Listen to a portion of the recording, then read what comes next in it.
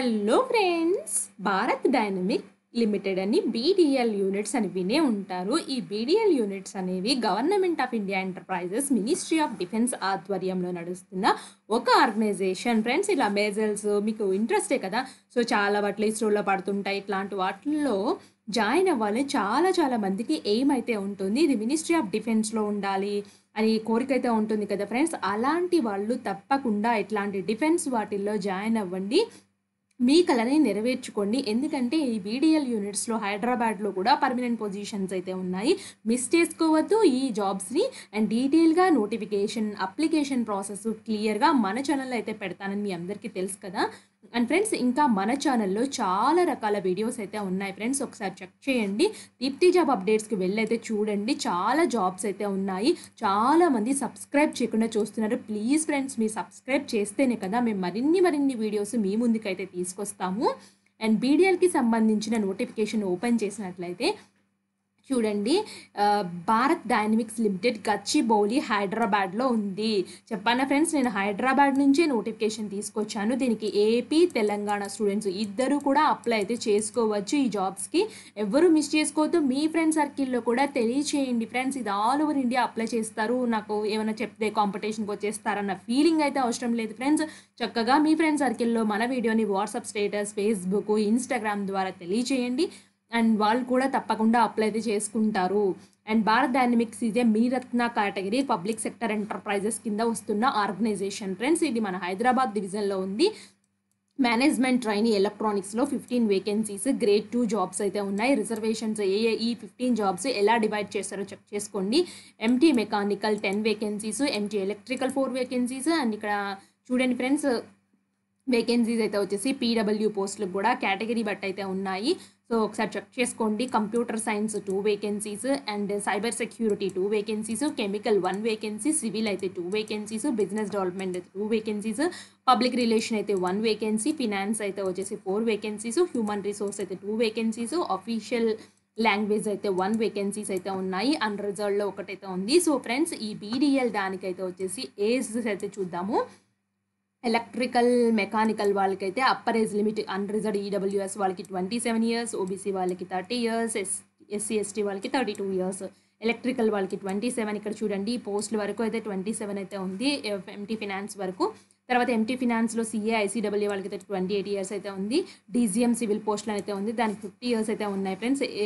మీరు ఏ కేటగిరీకి సంబంధించింది, మీ ఏజ్ ఎంత ఉందో చెక్ చేసుకోండి. అండ్ దీనికి శాలరీ అయితే వచ్చేసి ఇంకా ఫ్రెండ్స్ ఇందులోనే కేటగిరీలోనే ఇంకా ఎస్ఎన్ చూద్దాము. క్వాలిఫికేషన్స్ ఉన్నాయి, ఇంకా అదర్ పొజిషన్స్ కూడా ఉన్నాయి ఫ్రెండ్స్. ఓన్లీ ఎంటీఏ కాకుండా లీగల్, సివిల్ పొజిషన్స్ కూడా ఉన్నాయి. సో ఇక్కడ చూడండి ఫ్రెండ్స్, ఇక్కడ ఎంటీ ఎలక్ట్రానిక్స్ వాళ్ళకి, empty mechanical, empty finance, human resources వాళ్ళకి, సో పీడబ్ల్యూడి వాళ్ళకి కూడా ఒక్కొక్క వేకెన్సీ చొప్పున అయితే ఉంది. సో ఇక్కడ లీగల్ పొజిషన్స్ కూడా ఉన్నాయి ఫ్రెండ్స్. అన్రిజర్వ్డ్లో 1, సివిల్లో అయితే 1, డీజీఎంలో అయితే 1 అయితే ఉన్నాయి.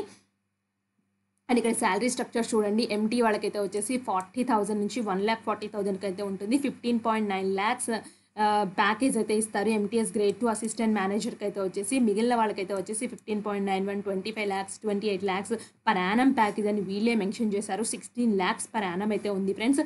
చక్కగా ఈ జాబ్స్కి అప్లై అయితే చేసుకోండి. 16 lakhstోనే మీకు ఈ జాబ్స్ని సాధించవచ్చు.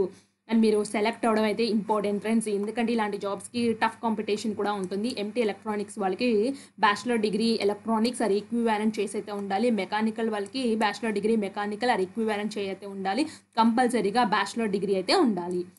ఎలక్ట్రికల్ వాళ్ళకి ఎలక్ట్రికల్, కంప్యూటర్ సైన్స్ వాళ్ళకి కంప్యూటర్ సైన్స్, సైబర్ సెక్యూరిటీ వాళ్ళకి బేసిక్ డిగ్రీలో బ్యాచిలర్ డిగ్రీలో సైబర్ సెక్యూరిటీ లేదా certified ethical hacker EC council నుంచి చేసింది.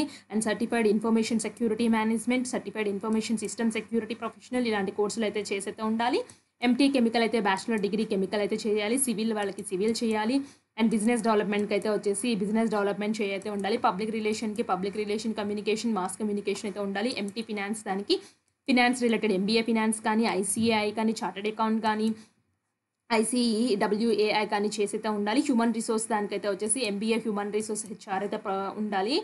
లీగల్ లాంగ్వేజ్ అయితే వచ్చేసి ఎంఏ హిందీ కానీ, ఎంఏ ఎఫ్టీహెచ్ రికగ్నైజ్డ్ యూనివర్సిటీ నుంచి with English as a subject అయితే ఉండాలి. ఎంఏ ఇంగ్లీష్ చేసిన హిందీ అయితే ఒక సబ్జెక్ట్గా అయితే ఉండాలి ఈ జాబ్స్కి. అండ్ కింద ఇలా చూడండి ఫ్రెండ్స్, ఇది కిందకైతే ఇంకా వచ్చేద్దాము. సైబర్ సెక్యూరిటీ, ఎంఏ లీగల్ అయితే వచ్చేసి యాజ్ ఎన్ మినిమమ్ 2 ఇయర్స్ ఎక్స్‌పీరియన్స్ అయితే ఉండాలి ఫ్రెండ్స్ లీగల్ దానికి. సో, లీగల్‌లో అయితే వచ్చేసి executive officer preferably working central public undertaking దాంట్లో ఉండాలి. బార్ కౌన్సిల్ నుంచి రిజిస్టర్ చేసుకోవాలి. లా అయితే చేసైతే ఉండాలి. అండ్ సివిల్ అయితే వచ్చేసి మీకు 14 ఇయర్స్ సివిల్ రిలేటెడ్ దాంట్లో చేసైతే ఉండాలి. సో, నెక్స్ట్ సాలరీ ప్యాకేజెస్ అయితే ఈ విధంగా అయితే ఉంది. ఏఎం లీగల్‌కి అని చెప్పేసి క్లియర్‌గా అయితే ఇచ్చారు. సెలక్షన్ ప్రాసెస్ అయితే వచ్చేసి మేనేజ్మెంట్ ట్రైనీకి రిటన్ టెస్ట్ అండ్ ఇంటర్వ్యూ ద్వారా కండక్ట్ చేస్తారు ఫ్రెండ్స్. ఎక్కువ మంది మేనేజ్మెంట్ ట్రైనీస్ ఉంటారు కాబట్టి నేను దానికి ఫోకస్ అయితే చేస్తాను ఫ్రెండ్స్. హౌ టు అప్లై అయితే వచ్చేసి బీడీఎల్ వెబ్సైట్ నుంచి అప్లై అయితే చేసుకోవాల్సి అయితే ఉంటుంది. ఏజ్ రిలాక్సేషన్స్ అయితే కేటగిరీస్ బట్టి అయితే వర్తిస్తున్నాయి. దీనికి లాస్ట్ డేట్ అయితే వచ్చేసి 21 ఫిబ్రవరి 2025 4 PM అయితే ఉంది ఫ్రెండ్స్. లాస్ట్‌లో ఆ డేట్ లోపల అయితే అప్లై అయితే చేసుకోవాల్సి అయితే ఉంటుంది. ఇంట్రెస్టెడ్ క్యాండిడేట్స్ తప్పకుండా అప్లై అయితే చేసుకోండి. అండ్ మిస్ చేసుకోవద్దు ఫ్రెండ్స్ ఈ బెస్ట్ ఆపర్చునిటీస్‌ని. నేనైతే వచ్చేసి అప్లికేషన్ ఫీ కూడా చెక్ చేసి అయితే మీకు చెప్పిస్తాను. ఫ్రెండ్స్ అప్లికేషన్ ఫీ అయితే వచ్చేసి 500 రూపీస్ అయితే ఉంది ఫ్రెండ్స్. ఎవరికైతే ఉందంటే అన్‌రిజర్వ్డ్ ఈడబ్ల్యూఎస్, ఓబీసీ వాళ్ళకైతే అప్లికేషన్ ఫీ అయితే ఉంది. Candidates belonging to category SC, ST, PWD, ex service man, internal permanent employees are exempted for the payment of application fee అని క్లియర్‌గా మెన్షన్ చేశారు. సో, నాన్ రిఫండబుల్ అని కూడా క్లియర్‌గా చెప్తున్నారు ఫ్రెండ్స్. వన్స్ కడితే మాత్రం రిటర్న్ అయితే రావని. సో, ఎలా అప్లై చేయాలో కూడా చూద్దాము. ఈ ప్రాసెస్ అయితే 30th జనవరి నుంచి స్టార్ట్ అవుతుంది. ఎండింగ్ డేట్ అయితే 21 ఫిబ్రవరి చెప్పాను కదా. 30th జనవరి రోజున నేను హౌ టు అప్లై ప్రాసెస్ అయితే క్లియర్‌గా చేసి అయితే పెడతాను. మీరు కూడా సో, చేయండి అక్క అని చెప్పేసి కామెంట్ బాక్స్‌లో కామెంట్ చేయండి. సో, ఇలాంటి మరిన్ని అప్డేట్స్ కోసం మన ఛానల్‌ని సబ్స్క్రైబ్ చేయండి. Thanks for watching.